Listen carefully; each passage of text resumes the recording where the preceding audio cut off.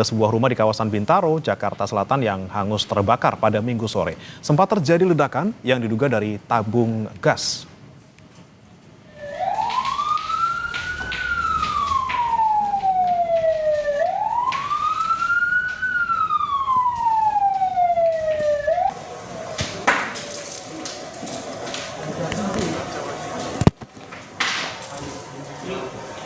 Petugas damkar dibantu warga bahu-membahu mencoba memadamkan api di Jalan Cempaka 2, Bintaro, Jakarta Selatan. Menurut warga, sempat terdengar ledakan sebelum terjadi kebakaran. 10 unit damkar dan 43 personel dikerahkan untuk menjinakkan api. Tidak ada korban jiwa dalam insiden ini.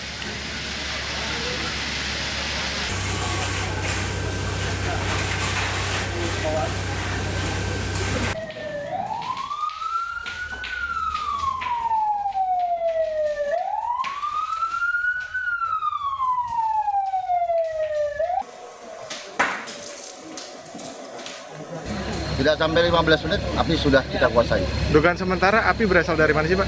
Tadi ada kompor gas dari kompor gas. Oh, selang gas yang bocor berarti, Pak ya?